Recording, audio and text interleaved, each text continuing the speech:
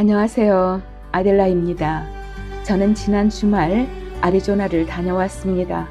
1년 전부터 준비한 제속 프란치스코 연수회를 하기 위하여 카나다 포함하여 전 미국에서 180여 명이 모였습니다.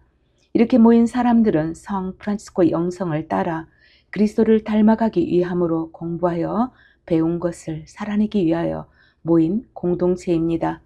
너는 나를 누구라고 생각하느냐?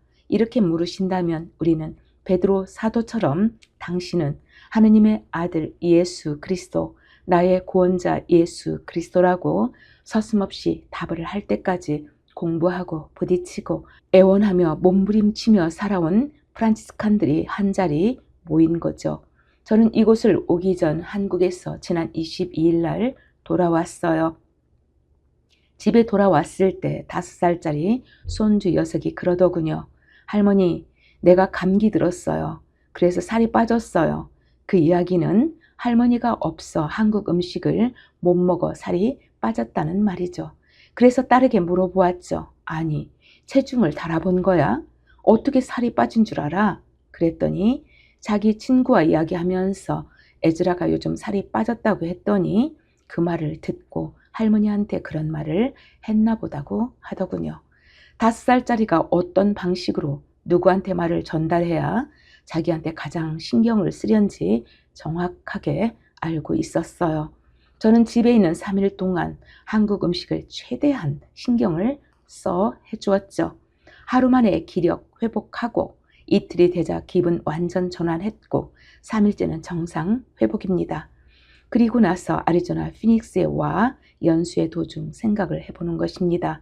과연 저는 그렇게 정확한 나의 마음을 전달하는지, 내 생각과 내가 원하는 것을 내 아버지 하느님께 전달되도록 대화를 하고 있는지 내내 묵상을 해봅니다.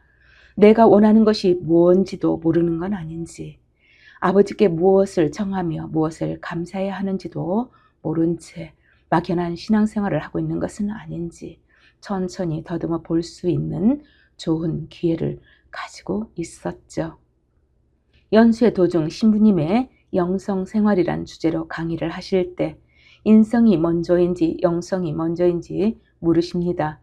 인성이 먼저라는 사람, 영성이 먼저라는 사람 의견이 나뉘었지만 영성이 먼저라고 하셨죠.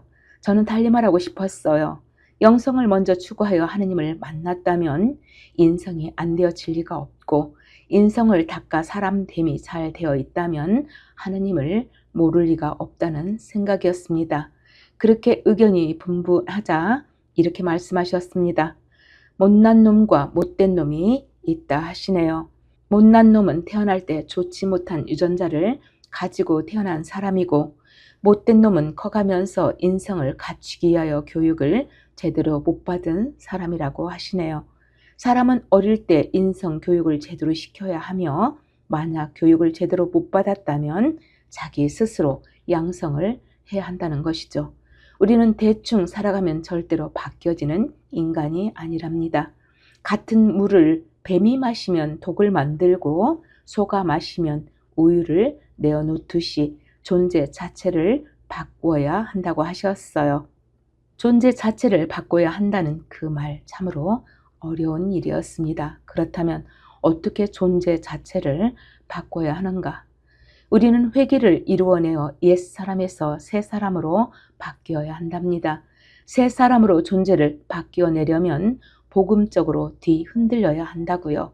비복음적이면 회개 이전 사람이고 복음적인 사람은 이미 복음으로 뒤흔들려져서 아버지의 사람이 된 사람이죠.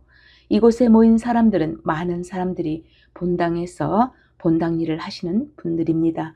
그래서 한 번쯤은 사람과의 관계에서 상처들을 입었기에 인성이 먼저라는 말씀들을 하시는 것입니다. 봉사도 많이 하는 사람이 인성이 따라주지 못한 사람들을 우리는 보아주기 힘들죠. 그러나 그들도 되어가고 있는 중입니다.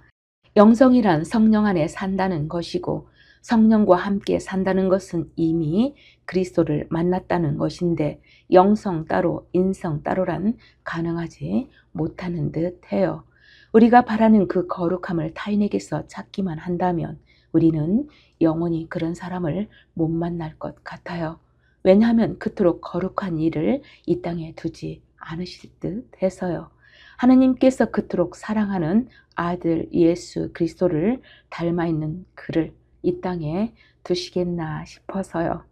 다른 이들한테서 거룩함을 찾기 이전에 내가 먼저 거룩하기를 힘써야 할 것 같아요. 그래야 서둘러 아버지 하느님을 배울 수 있지 않을까 해서요. 연수의 둘째 날 저녁에 교구 사제인데 재속 회원으로 서약하신 젊은 사제와 이야기를 나누었습니다. 그 사제는 저에게 주님께 거룩한 사람이 되도록 은총만 청해서는 안 된다고 하셨어요. 우리가 열심을 다하여 살아내야 한다고요. 재속 회원이란 절대로 쉬운 길이 아니며 그 길을 꼭 가야 하는 길이고 해내야 하는 길이라고요. 그리하여 영원한 생명을 우리는 얻어내야 해요 하시면서 그 사제의 어머니께서 60년간 재속 프란치스칸으로 사시다가 지난 5월에 돌아가셨는데 친구 사제가 장례 미사를 집전하셨다 했습니다. 그 친구 사제는 장례 미사 강론을 이렇게 시작하셨다고요. 죽음의 자매여 어서 오소서. 죽음으로 우리는 육안으로 어머니를 볼 수 없지만 이제 어머니는 천국에서 지내시면서 언제나 우리와 함께 하실 것을 기억하고 믿으십시오. 그렇게 시작되는 강론을 들으면서 눈에는 눈물이 났지만 어머니의 죽음이 감사했다고 하셨습니다. 저녁에 성체 현실을 하기 위하여 아리조나 본당 사제가 오셨습니다. 그 사제는 이렇게 말씀하셨습니다. 창세기 41장 42절 파라오가 요셉에게 아마옷을 입혀준 것과 엘리야가 엘리사에게 옷을 입혀준 것 그리고 탕자의 비유에서 돌아온 아들에게 아버지가 쫓아나가 옷을 입혀준 사건을 이야기하시면서 옷을 입혀 주었다면 그들은 이제 그 옷을 입은 사람답게 행동해야 할 것이라고 했습니다. 사제가 노만 칼라를 하고 나가 함부로 행동할 수 없듯이 재속 프란치스칸들도 표징을 입었으니 책임 있는 행동을 해야 할 것이라고 짧고 강력한 말씀을 주셨어요. 23개 단위 형제들이 시간과 돈을 쓰면서 모여들어 어떻게 하면 잘 살아낼 수 있을지 함께 머리를 맞대고 공부하는 그들이 제 눈에는 너무도 예뻐 보였어요. 금요일은 장기자랑 시간이었죠. 어쩌면 그래도 다양한 아이디어로 사람들과 소통하는 법을 알고 있을까요? 성악을 전공한 자매님이 오랜 병과 싸워 이기고 이번 연수회에서 아베 마리아를 부르고 있는 그 모습이 얼마나 아름다웠는지요. 제 눈에는 어느 사이 눈물이 흐르고 있었어요. 이렇게 연수회를 마치고 기억하는 한 가지, 예수님과 십자가는 분리할 수 없다이고 예수님의 순환보다 성모님의 순환이 더 컸다는 것을 배웠죠. 성모님은 사랑하는 아들의 살점이 떨어져 나가는 것을 눈으로 바라보아야 했기 때문이죠. 사랑 없는 고통은 의미가 없는 것이고 사랑하는 것만큼 고통을 감수할 수 있다는 것입니다. 연세를 마치고 돌아오면서 이 풍요로움을 뭐라고 표현할 수 있을지요? 들어주셔서 감사했습니다. 우리는 한 형제입니다. 다음 월요일 다시 만날게요.